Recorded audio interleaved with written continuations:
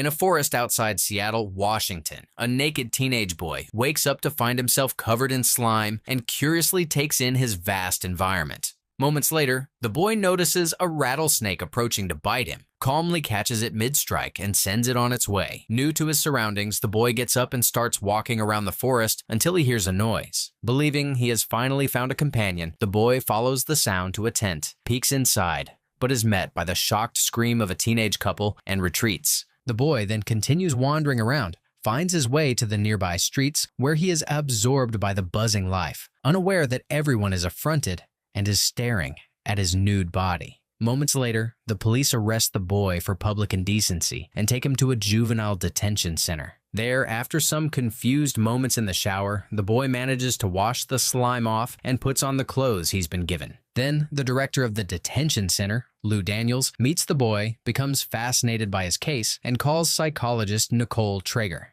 I'll stop by at 10 tomorrow.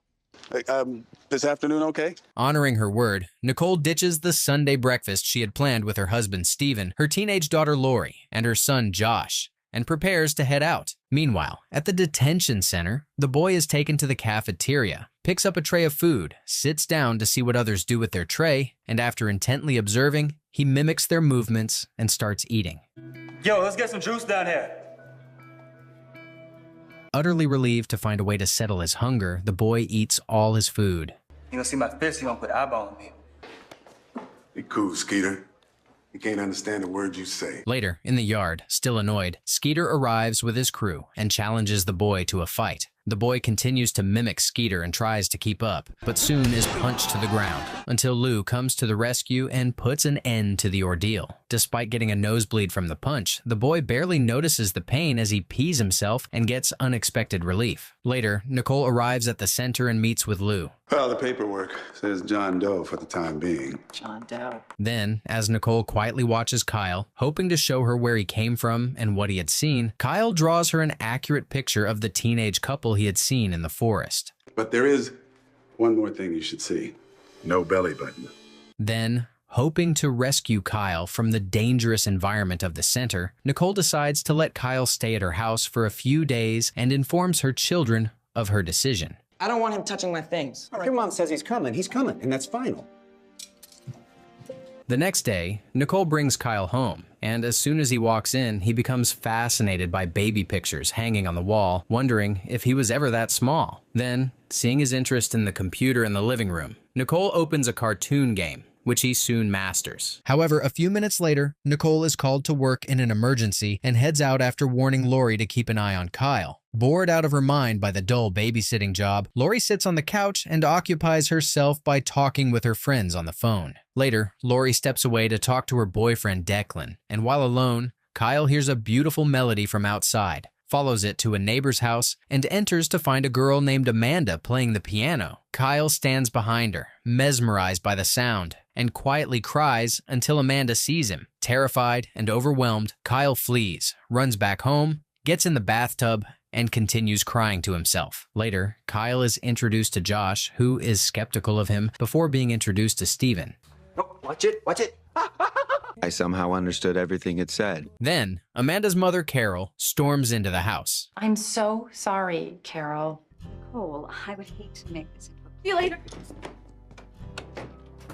Then, Kyle joins the Traegers for dinner, and while eating, he gets thirsty and, to the shock of everyone, repeats the exact words of Skeeter. Yo, let's get some juice down here. Sup?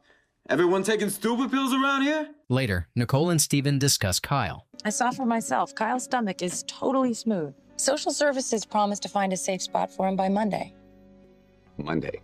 The next day, as Kyle steps out of the house with Nicole and Josh, a mysterious man watches him from across the street. Then, at her office, Nicole gives Kyle an hour-long IQ test, which he completes in 5 minutes and gets a perfect score. Flabbergasted, Nicole sends Kyle for an MRI. What is it? Equipment's on the fritz.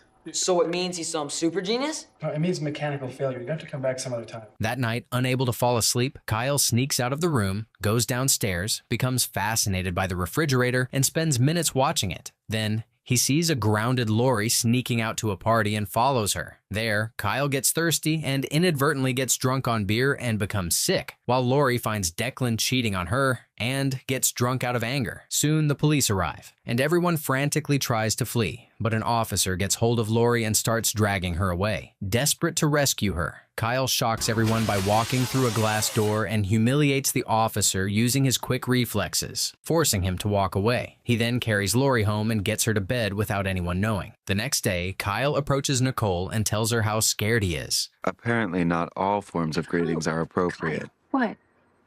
What are you scared of? Everything.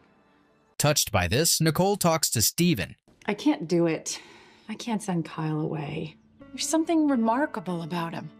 I feel for the kid. You know I do. Then, Nicole goes to the center to get Kyle's files, but Lou informs her that they have been lost. Meanwhile, the mysterious man parks outside the center, reading Kyle's stolen file. Meanwhile, at home, while Steven works, Kyle curiously inspects the house. Don't touch that.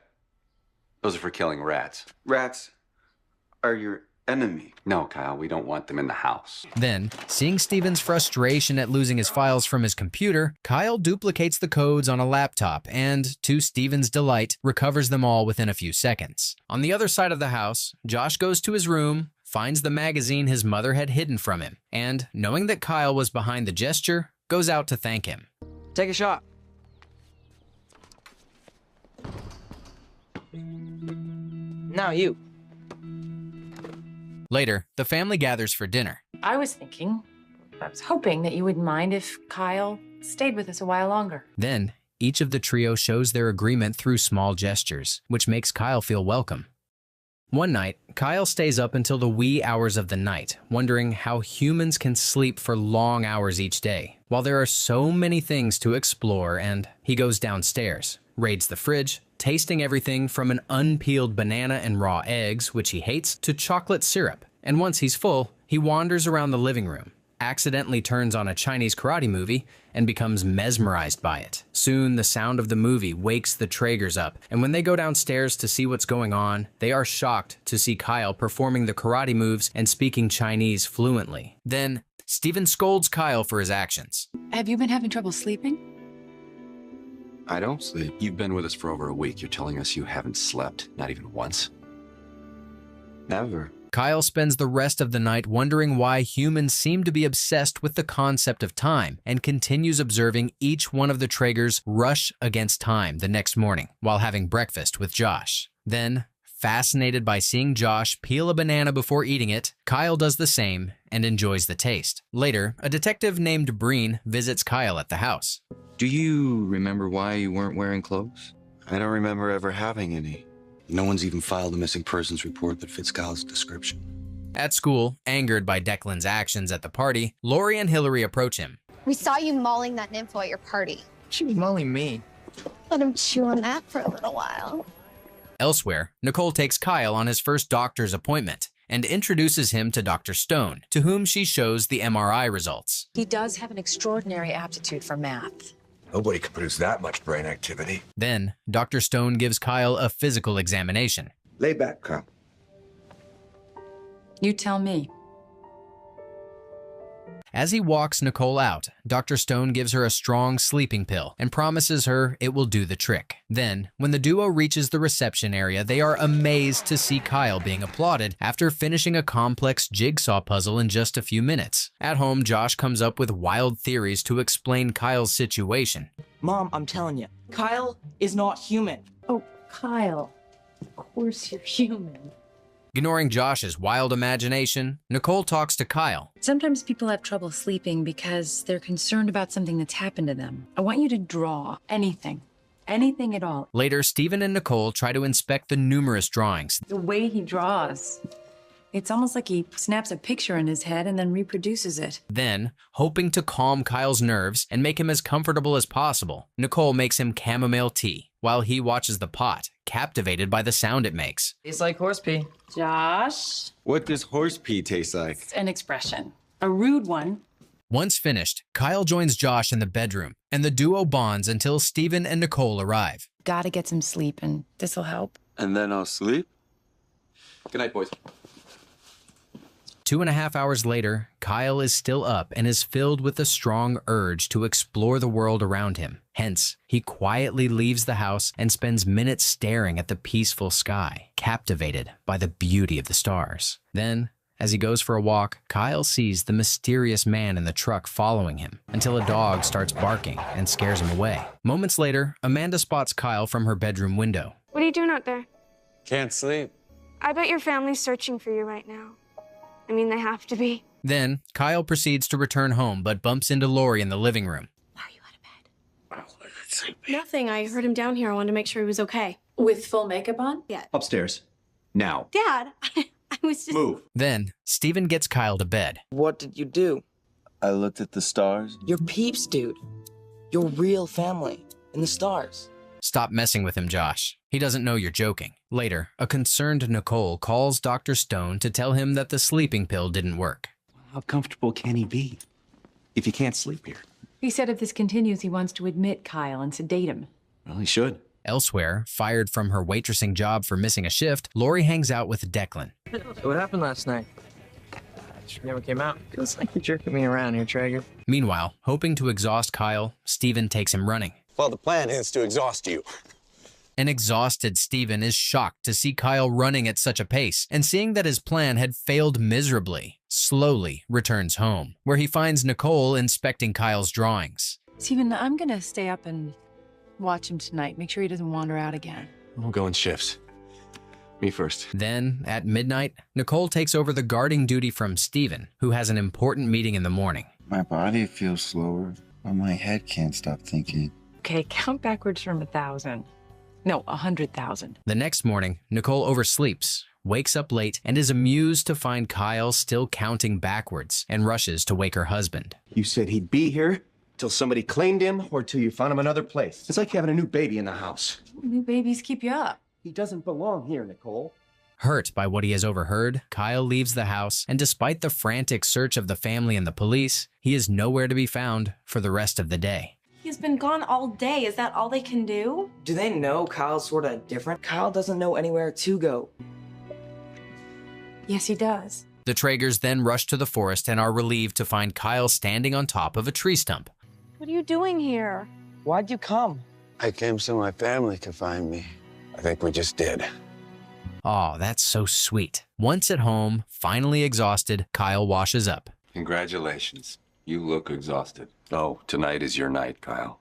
You just have to find the right spot for yourself. Kyle then finds a radio, turns on white noise, which soothes him. And when Stephen and Nicole return, they are relieved to find him sleeping in the bathtub for the first time in almost 2 weeks.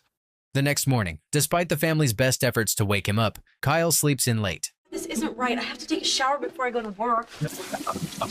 Next. Nicole packs a bag for Kyle and prepares him to go to work with Stephen, while Josh prepares to leave for summer school. Moments later, Detective Breen calls Nicole. Did you find something out about Kyle? It looks like it. I think Kyle may be connected to a murder. This symbol was on some sort of security key card we found near the remains in the woods.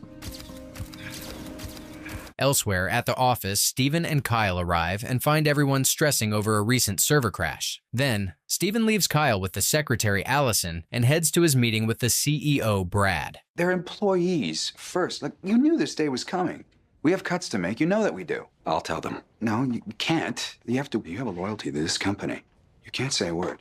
Meanwhile, outside, Kyle wanders around the office, finds the server room, and starts reading the bulky manuals. On the other side of the office, after his meeting, Stephen learns that Kyle is missing, frantically searches for him with Allison, and the duo is shocked to find him sitting on the floor of the server room with the now dismantled server in his hands. Hoping to get a handle on the matter as fast as possible, Stephen rushes out to call IT. Good job. Later, at home, Nicole finds Kyle drawing in the bathtub. You know, now that you're sleeping better, let's put the second bed back into Josh's room. But I like the tub. There's something about it. Nicole then shows Kyle a picture of the symbol on the security card from the police picture, and after inspecting it closely, Kyle shares that he has no idea what it is. Later, Josh asks his father for permission to play video games. If you don't pass summer school, you're not going to go to high school next year with your friends. Is that what you want? Wow, I thought I could be tough. Kid's smart, he just needs to focus. Then, Stephen asks Lori for help. Like I have to work too, remember? He can sit at a table near the counter. Come on, he's part of the family. I know you like to think that, but he's not. Sorry. Then, hoping for some privacy, Nicole takes Stephen to his workshop in the garage and tells him about her conversation with the detective. But unbeknownst to them, the mysterious man listens in on the conversation. Not yet. The only thing he said was that the killer would probably have scratches on him. So if Kyle was a witness, once his memory comes back. Upstairs, Josh bribes Kyle with his favorite candy to do his summer school math test for him and plans to pass it as his own. The next morning, believing Lori had taken Kyle with her to work as she was asked, everyone leaves him behind while he slept in the tub, while Lori leaves alone and meets up with Hillary to spy on Declan, who had told her he would be spending the day playing golf with his father. It's so cool that we're stalking him. We are not stalking him. After a few minutes, Lori confirms her suspicions and is gutted to see Declan hanging out with friends. At home, Kyle wakes up later and is hurt that no one has noticed that he was left behind. Then, as he wanders around the house, he sees that the satellite TV is not working and, hoping to find a way to make himself useful, climbs to the roof to fix it. Then, as she drives by, Amanda sees Kyle jump straight back down to the ground without any assistance and crashes her car out of shock. You jumped off the roof. I had to get down. I am so grounded. Then Lori arrives and takes Kyle inside. Elsewhere, the mysterious man receives a call. Time is what I need to cover my tracks. Do a better job of it. Meanwhile, inside the house, Lori gives Kyle fresh clothes and coaches him. Believe me, men lie, it's fact. Come on, Kyle, you're a guy. Lying should come naturally to you. Then Amanda rushes over to the house, asking for help. I need to camouflage my car. Just tell her it was parked and someone nailed it. I thought you said men were the liars. At dinner, Kyle is surprised to see Lori and Josh spin their lies with ease and conviction. No, it was great. He just sat there near the counter and drew the whole time. By the way, how'd your test go? I passed. I took the test for Josh, and I wasn't at the coffee bar. I was here all by myself. Shut up, Kyle. Later, hoping to comfort him, Stephen follows Kyle onto the roof. All I wanted to do was help him. Lying's not the way. But you still shouldn't lie just to protect people. Meanwhile, Nicole has girl talk with Lori. Guess I was afraid to tell you guys I got fired. Why? Whatever you're going through, I have the feeling I've been there too. Then, inspired by his discussion with Kyle, Stephen calls Brad. You can't do that. Well, they deserve to know the truth. Come in tomorrow and you can break the bad news to them. Bye. Elsewhere, Carol scolds Amanda over her irresponsibility. I did it. I broke the car. This lie was easy because I knew it was the right thing to do. Kyle then returns home, still sore about everything. I didn't mean what I said, and I should never have asked you to cover for me. It's okay. I think I understand about lying now. The next morning, Stephen and Nicole wake Kyle up and surprise him by showing him the workshop, which they had converted to become his room, with a bathtub as his bed in the middle. Surprised and finally feeling like he belongs in the family, Kyle genuinely thanks the couple. Then, as Nicole begins to hang Kyle's drawings on the wall, she notices a pattern on the drawings, lays them down in order, and is shocked out of her mind to see that they form the symbol on the security card.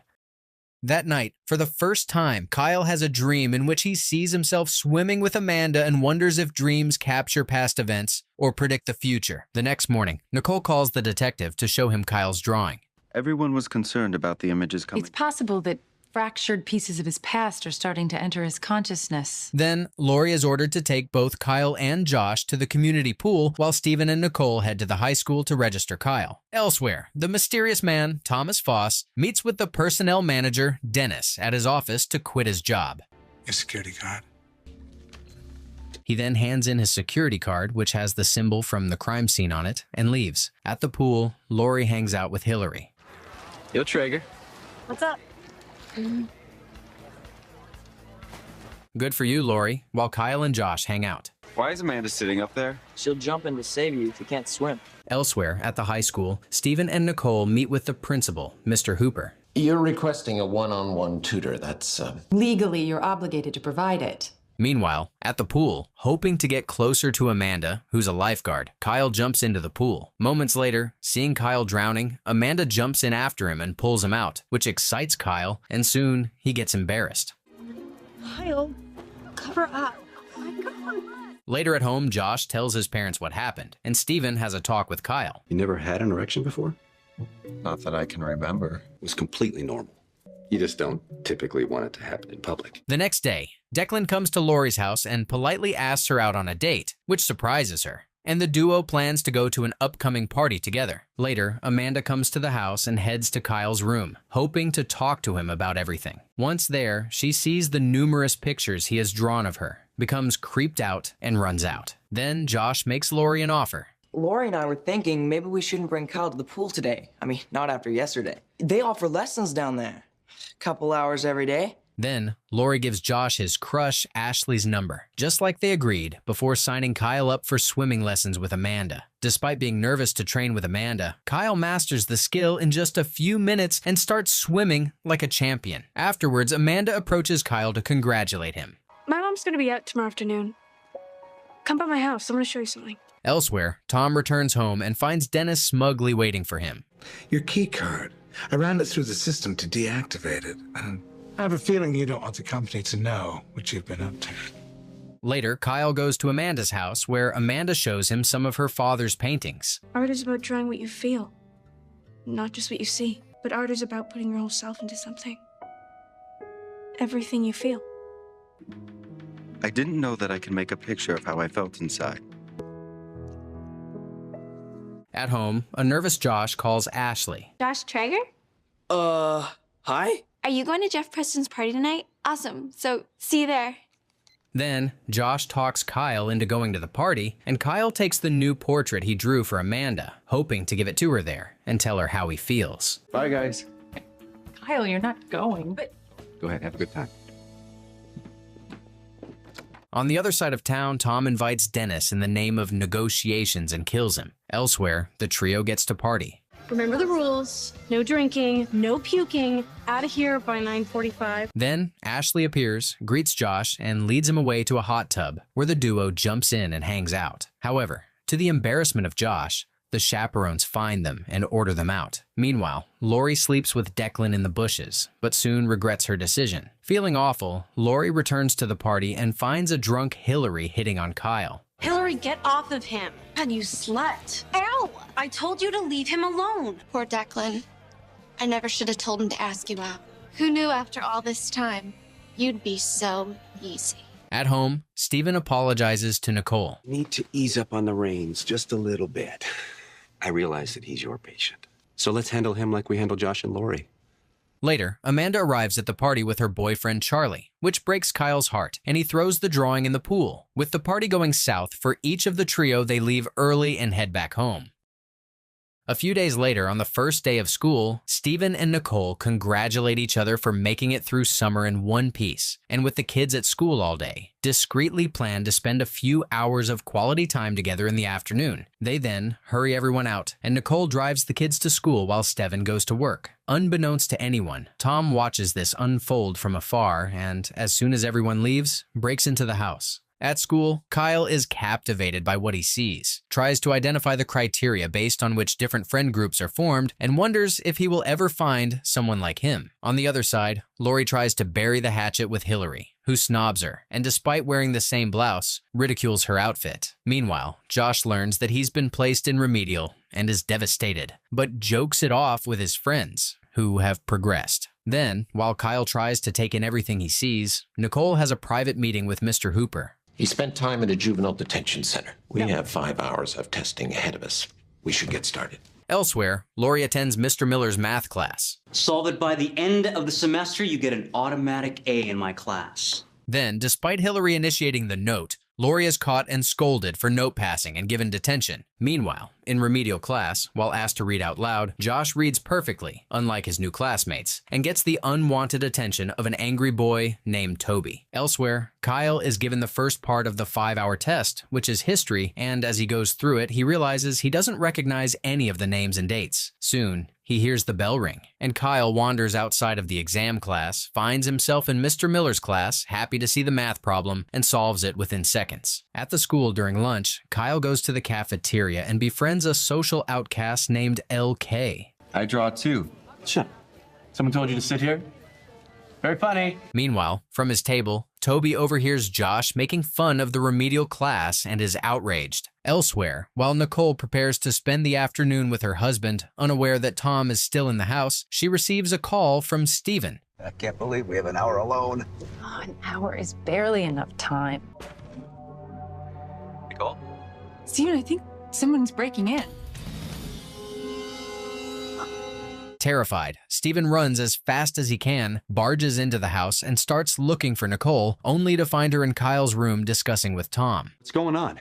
Well, I was on patrol and saw someone break in your window. That belonged to anyone? No. I'm sure he dropped it. Finding the story too coincidental, Steven calls their security company. Yes, Tom is a new employee here, Tom Foss. He just started this week. Tom has a very impressive military background. He's a decorated veteran. At school, LK shows Kyle the library, where Kyle spends the next couple of hours reading encyclopedias. Later, Amanda approaches Kyle and asks him if he has feelings for her. Knowing what Amanda would prefer to hear, Kyle assures her that he's just her friend and nothing more. Meanwhile, Toby calls out Josh. Dude, I don't know why you got a problem with me. I don't got a problem. You got a problem. Then, Kyle steps in and, to everyone's surprise, defends Josh without even a hint of violence. But soon, the ordeal is interrupted by Mr. Hooper. It looked like he was stopping him, not pushing him. I'm sorry, but there's just no place for a boy like Kyle in this school. Elsewhere, Lori gets to detention and finds an amazed Mr. Miller, wondering who solved his near-impossible math problem. Quickly realizing the source of such brilliance, Lori offers to point her teacher in the right direction and asks to be excused from detention in exchange. Excited to know the identity of the student, Mr. Miller barges into Mr. Hooper's meeting. Mr. Hooper, this student just solved a grad school level math problem and he can't tell me how. I have to work with him. He didn't answer a single question. I didn't know the answers. You see? But I do now. Then, the Traegers plead with the principal to give Kyle the test. In a 5-hour period for the scores to be valid, there's 30 minutes left. Meanwhile, outside, Lori approaches Declan to apologize for lashing out at him earlier. Declan, we're going for coffee. No, I'm good. I'll see you tomorrow. A few minutes later, to the surprise of Mr. Hooper, Kyle finishes the test. Done. That's not possible. Well, if his scores measure up, first thing tomorrow morning.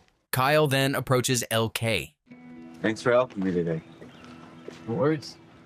Impressed by everything he witnessed Kyle do, LK gives him a drawing he made of him dressed as a superhero, and sincerely touched by the gesture, Kyle takes it home and hangs it on his wall. Meanwhile, unbeknownst to anyone, Tom, who had bugged the Traegers' house earlier, watches each of their moves from the comfort of his apartment.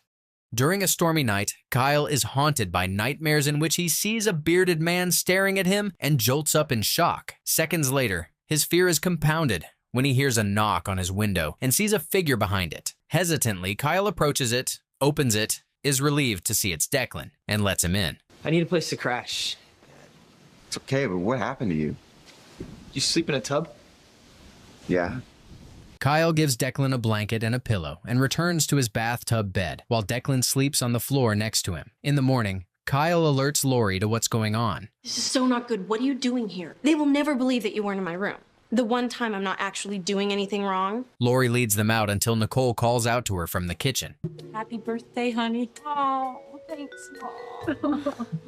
Kyle then leads Declan out, but is soon interrupted by the arrival of Steven. Thinking on his feet, Declan pretends as if he had just arrived to wish Lori a happy birthday, joins the family for breakfast, and compliments Nicole on the delicious pancakes. Well, they're Lori's favorite. I make them every year to celebrate her birthday. Doesn't that mean we're celebrating 1 year closer to death? Seeing the beautiful traditions, Kyle wonders why he doesn't have his own. Seeing Kyle deep in thought, Nicole approaches him. Are you having bad dreams? Last night. Every piece of information from your head counts. During the day, Kyle keeps getting flashes of the bearded guy from his nightmares, and while Declan and Josh play video games, he draws the man and gives the picture to Nicole. You saw him in your dream last night. And then again earlier, like a flash. Then, as the power suddenly goes out, Steven goes outside to check the fuse box and is shocked to see a muddy shoe print around Kyle's room window and some blood. He becomes concerned and gets closer to inspect it until he's interrupted by Tom. Our foster son Kyle drew a picture of someone staring in at him from the window. Did he drew a picture? Yeah.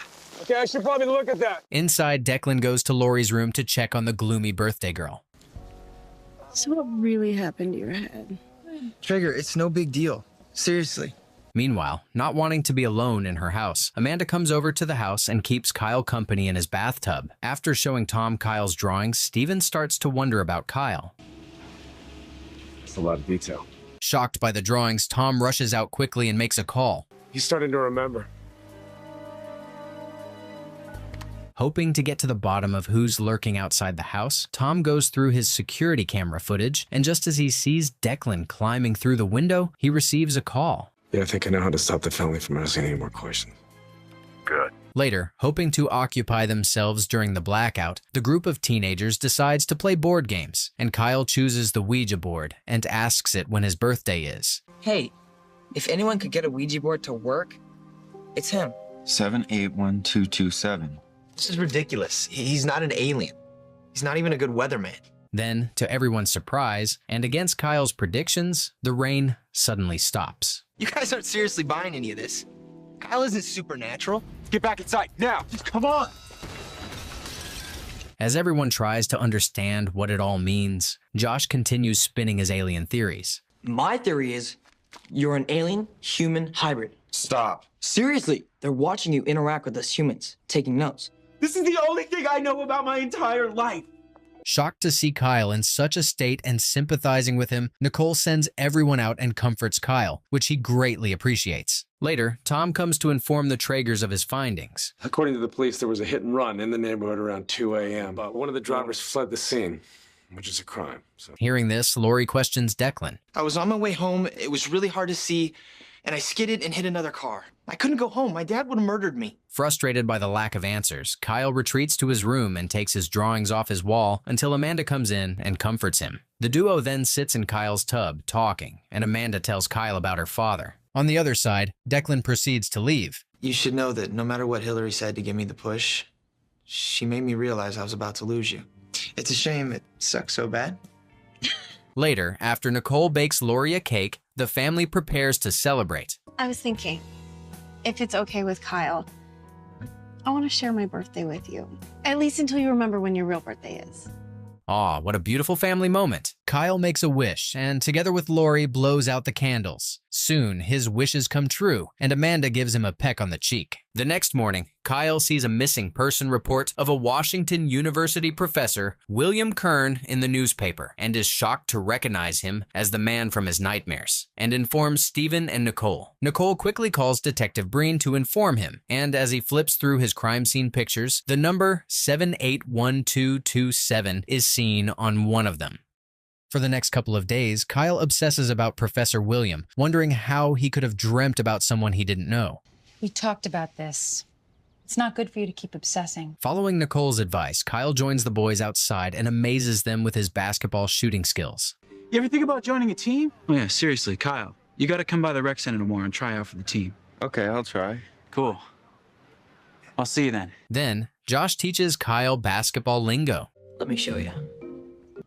See? Now you're a real baller. The next day, as Lori drops Kyle off for practice, she gets into a fight with Hillary. I see what I want and I go get it. You and Declan crashed and burned. He's fair game. Then, Declan finds out that Kyle's about to join the team and freaks out. Dude, we can't have Kyle now. Well, have you ever seen him shoot? Ignoring this, Charlie tries to convince the coach to give Kyle a chance. Coach, the guy hits nothing but net every time. Moments later, this conversation is interrupted by the cheers outside, and as the coach and duo look from the window, they see Kyle making impressive shots from near impossible distances, which impresses the coach and forces him to change his mind. At home, everyone congratulates Kyle for making the basketball team and discusses the upcoming championship game against Lance, whom the Bisons lost the trophy to last season. Then, Steven and Nicole discuss the case. I've been reading about Professor Kern. Most of his research is about the brain, maximizing its potential. Elsewhere, Tom gets a call. Kern was in the news again. The police are going to start making connections. At school, highly confident in Kyle's abilities, Josh starts taking bets. Then, at home, hoping to help Kyle however he can, Josh gives him books to read about the game, tells him about the greatest players of all time, and plays him different videos. One evening, Charlie and Declan come to the house to see Kyle and discuss their team. Seeing Declan's arrival, Hillary changes out of her pajamas, puts on makeup, pulls him aside, and hangs out with him until Hillary arrives and asks Declan to spend time with her. Annoyed to be caught in the middle of the fighting between best friends, Declan ignores both and leaves with Charlie. During practice, while trying to compete with Kyle and outshine him, Kyle falls down and hurts his ankle. Later, Lori comes to pick up Kyle, becomes furious to see Hillary flirting with Declan, ambushes their chat, and asks him out. On the other side of town, Tom picks up a drug addict off the streets. What's the catch? There's no catch. Meanwhile, as Stephen and Nicole celebrate the fact that they are all alone in the house, they hear shocking news. In an exclusive story, police have identified the remains of William Kern, a professor of bio... Shocked, Nicole calls the detective, but finds no response. He saw Kern in his dream. He was able to draw his face. He must have known him. He had to. The next day at the game, the Bisons prepare to face the champions. Dude, could your dad be any more into it? As everyone excitedly watches on, the game starts out really well for the Bisons and Kyle scores. However, after a few minutes of dominance, the game starts to change tides, and Kyle starts losing the ball frequently. As everyone starts getting concerned, to make matters worse, Declan is injured and is barely able to stand. However, despite seeing Declan's pain, the coach orders him to play through it and threatens that he will forever lose his spot on the team and they will go on without him. I'll take his spot. No, I can't play, coach. I'm injured too. Sorry. My ankles hurt too. What a team spirit, Kyle. Then the rest of the boys follow, and the team loses by forfeit. Elsewhere, Nicole goes to the police station to find out what's going on. That man was found dead last night. He had priors, attempted murder, assault. We'll keep making every effort that we can to help Kyle. While Tom watches from his apartment, Nicole updates Kyle. It's the professor. Yes. Maybe. So far, no one's been able to make the connection. Meanwhile, Stephen finds out about Josh's betting endeavors, scolds him, and orders him to sell some of his video games and pay back what he owes. Elsewhere, Lori tracks down Hillary and talks to her. Just came to tell you I'm not going to fight with you over Declan. Wait. That's it? I'm sorry. I was really pissed at first. Finally. The next day, Declan thanks Kyle. Hey, there's always next season, right? So, you want to shoot around? You can still take it even on one leg. That night, in his dreams, Kyle watches as Tom kills William in the woods. Seeing Kyle's growing frustration over the lack of progress, Nicole brings a hypnotherapist to help him remember his past, and Kyle excitedly agrees to get started. As Nicole sets up a recorder, Kyle's hypnotized and remembers that he was in a car in the forest and had watched Tom kill Professor William. However, once the therapist asks Kyle to remember events that occurred before the murder, he starts uttering gibberish, which scares Nicole into stopping the session. And his fears about your security guard, Tom Foss, that's not paranoia. Later, Stephen and Nicole discuss the hypnosis session. The anxiety when he started talking about Tom Foss, as if he was really reliving the experience. You're not going to have to worry about that anymore. I called Palisade Security today. Kyle's patience grows thin over the seemingly unsolvable mystery. Then, Kyle hears Declan's plan of visiting the University of Washington, asks to join him, and Lori comes up with a plan. I think Kyle needs a break from all this stuff. Why are you being so nice to him? Yes, why are you? Take him. But I want to go. The next afternoon, Tom visits Nicole at the house. I'm sorry to bother you, but I just came by to make sure that everything's okay. Because I have to say that I admire you, Mrs. Traeger. I do. Elsewhere, the trio sets out for the university. Once there, Kyle and Lori meet Professor Williams' research assistant, Anna. Kyle has amnesia. Seriously, and one of the few people he seems to remember is Professor Kern. I'm sorry. Test me now. I'll take all of his tests and you'll see. Curious, Anna accepts Kyle's requests and performs a series of tests. Extraordinary. Kyle's results are so far beyond the normal range. Bad for a guy with no memory.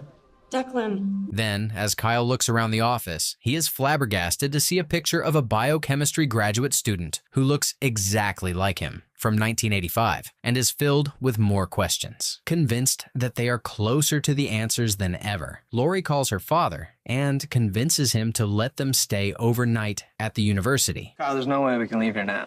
We just saw a picture of you in 1985. Later, as the trio hangs out, Lori sees Declan talking to a girl, becomes annoyed, and leaves to explore the campus with a student named Wes. Meanwhile, at home, taking Josh's advice, Nicole slows down the recorded gibberish from the hypnotherapy session and learns that Kyle was calling out a series of numbers and letters. Curious, Nicole plays the recording to Steven. Same pattern over and over again. Some sort of code.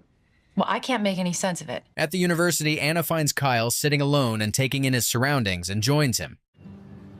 William would have been so excited to meet you.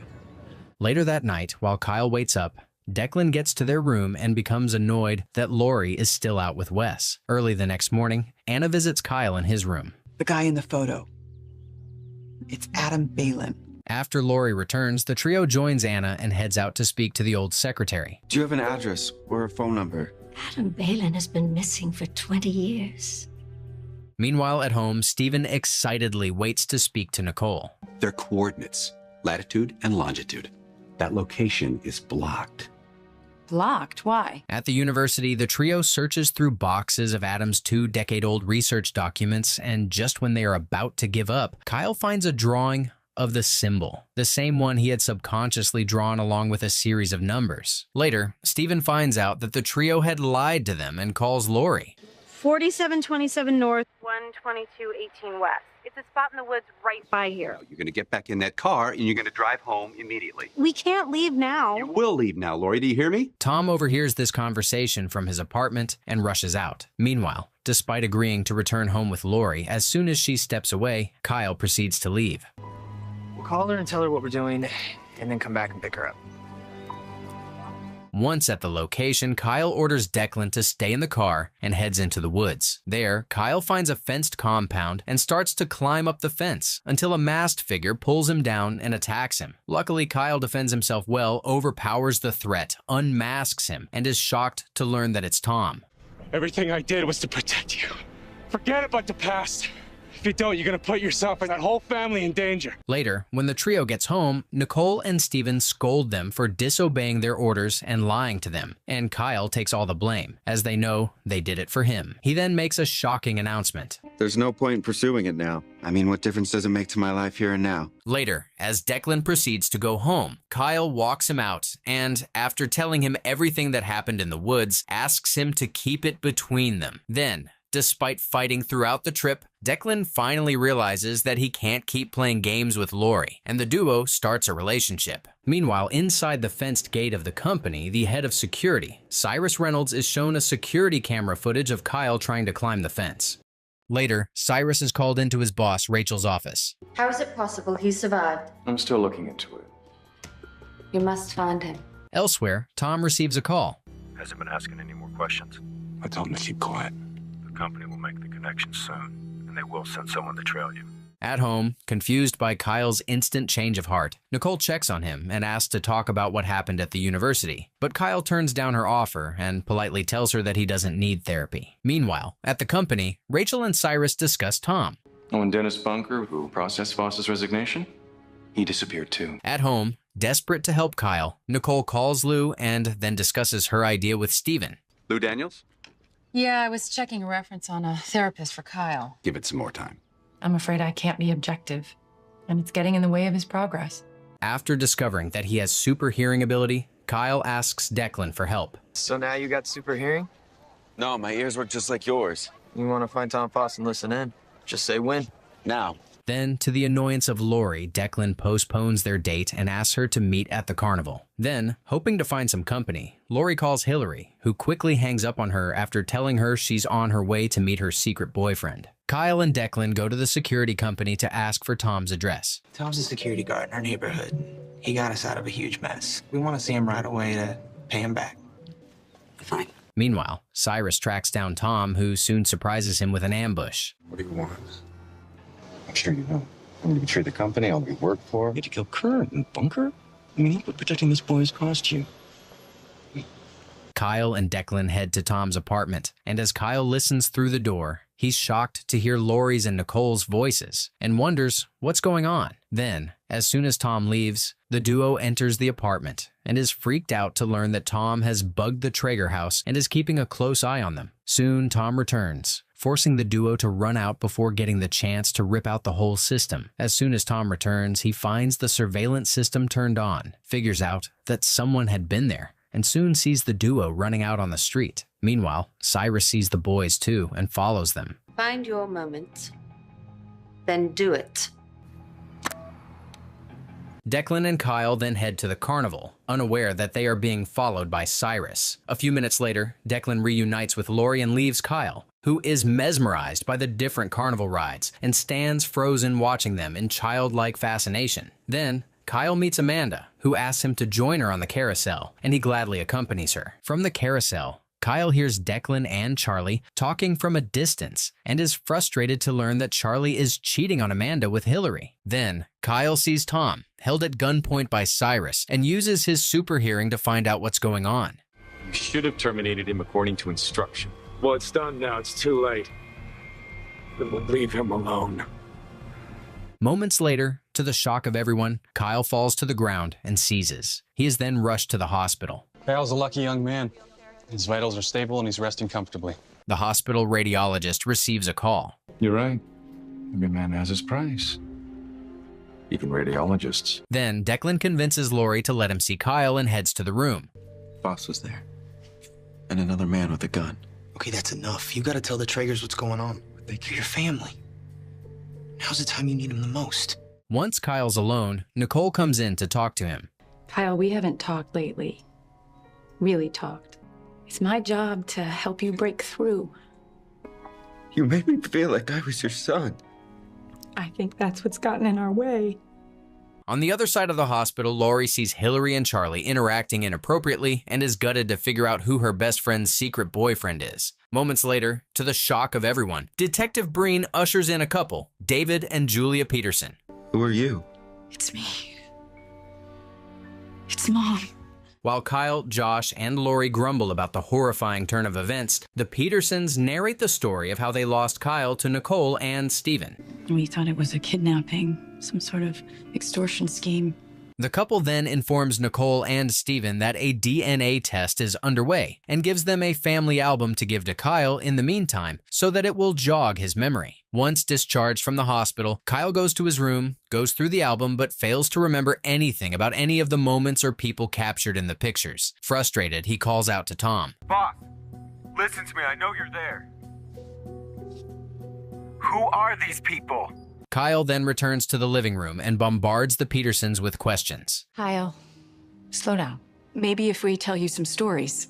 So you want to ask? Yes, who's Adam Balin? This logo, do you recognize it? Kyle. No, they act like they know me. The next morning, following Amanda's invitation, Kyle prepares to go to church to attend her confirmation and is surprised to see Josh excitedly join him. As soon as the boys step out, Steven and Nicole stay back and go through the album. I'd gotten used to Kyle having no memories. How you doing? I'm fine. You can't be fine. I'm not fine. At church, after the ceremony, Kyle gives Amanda a gift and tries to speak to her, but Carol pulls her away. I know about Hillary. Then Kyle joins Declan, Laurie, and Josh and discusses the case. Did you get the DNA results? Not yet. They're not criminals, Declan. They're a nice married couple from Connecticut who lost their son. I just want to make sure. Elsewhere at the company, Rachel calls Cyrus to her office. I do not want any evidence of our experiment to exist outside the walls of this company. At home, Laurie gives Hillary advice. I know he doesn't want to hurt her right now because she lost her dad and everything. You're with a guy who's cheating on his girlfriend. What's to say he won't do the same thing to you? On the other side, Amanda visits Kyle in his room. You should be happy. I'm not. We still haven't had the chance to talk about everything that's happened to you since yesterday. Later, as the Traegers prepare to host the Petersons for dinner so that Kyle would spend time with them, they are informed that the DNA test was a match. I'm not going with them. Of course, we don't want to lose you, but it's not that easy. How can I go live with them when you're the only family I know? Meanwhile, while Kyle walks back home unaware that Cyrus is following him close by, he's drugged and kidnapped by a man. Later, Kyle finds himself on the back of a truck and becomes haunted by scary memories. At home, Julia shares that she's scared that Kyle might have changed in the past few years. I can't blame him for being scared. We're strangers to him. Maybe he's not the only one who's scared. In the forest, flashes of memory from what happened in the woods on the night of the murder flood Zizek's ordered you to exterminate him. I can't let either of you walk away. Then, as clear as day, Kyle sees Tom killing Professor William. Moments later, to the shock of Kyle, Tom reveals himself to be his kidnapper. I remember what happened. With Kern. This is why I warned you to stop asking questions. Then, from deep in the woods, Cyrus starts shooting at the duo and hits Tom. Shocked, Kyle reacts quickly, helps Tom to the car, and drives away. Tom then refuses to be taken to a hospital and advises Kyle to escape. However, Kyle refuses to go anywhere until he gets the whole story from Tom. Why don't I remember anything before that night in the woods with Kern? Tell me why people want me dead. Was Tom really trying to protect him? I didn't see that coming. Later, just as the Petersons proceed to leave the house, Kyle arrives and stuns everyone. I remember. Holding back her emotions, Nicole advises the Petersons to get Kyle a new therapist who can help him fill the gaps once they get home. Why can't you still be his therapist? Yeah, you know him better than anyone. The Petersons live in Connecticut. Well, we don't want to rush anything. I'll be ready to go by tomorrow. Hurt by this, Josh storms away. Now that I know, I'm ready. You can't possibly mean that, Kyle. Then, at the goodbye party, while everyone sulks about Kyle's departure, Declan approaches him. Dude, I put myself out for you. I kept your secrets, screwed things up with Lori. If there was anything to tell, don't you think I'd find a way to bring you in on it? Then, Charlie comes up to Kyle to defend himself and tells him that he is not a bad guy. I mean, this whole thing with Hillary, it's just physical. It has nothing to do with how much I love Amanda. Right now, I need to do this. At the house, Stephen and Nicole pack some things and prepare. Yeah, Kyle's going off to his home. That's where he belongs. Doesn't make it any easier. Well, in my line of work, this is what you hope for. Most foster care stories don't have happy endings. At the party, Lori comforts a heartbroken Hillary while Kyle and Amanda try to bid each other farewell. I'll see you again, though. It's not like forever, right? See ya. See ya. They then share an emotional embrace before Kyle goes to his room to pack his things. Then, Nicole comes in to talk to him. You're not taking these? Something to remember us by? I'll draw new ones. As Kyle proceeds to head out, despite being mad at him, Declan comes to see him off. Moments later, Josh, who has been trying to avoid the whole ordeal all day, arrives. After all that, you're just a regular kid with normal parents. Apparently. Kyle then bids farewell to each one of his family, the only one he has known for a while, and heads to the car. Declan, I left a few things for you. They're in my room. Then, once Kyle's off, Nicole goes to her room and bawls her eyes out as the sheer pain of losing Kyle, whom she considered a son, hits her. On the other side, Declan goes to Kyle's room and finds a box. I remember the vacation we had in Hawaii when I was 9. And you took me to the Science Museum where they had the whispering corridors. If there was anything to tell, don't you think I'd find a way to bring you in on it? Meanwhile, in the car, Kyle holds back his tears and confronts the couple. You two are very good liars. It's our job. Elsewhere, Tom receives a call. Zizek will come after you, you know. What did you tell him? I told him to go with the Petersons, that it was the only way to keep the Traegers out of danger, and I'll be waiting. In the car, Kyle replays the last conversation he had with Tom in his head. Before that night, you didn't exist. Meanwhile, at the company, Rebecca and Cyrus discuss the status of the case. It's amusing considering he doesn't have any. The paper trail led to a series of dead ends. Kyle is taken to a gated compound where he's surprised to meet Adam. Adam then offers to tell him everything and takes him inside. At the company, Rachel and Cyrus continue their discussion. 781228 is in excellent condition. Meanwhile, there in the chamber, a figure labeled XX781228 remains suspended in a pink slimy substance.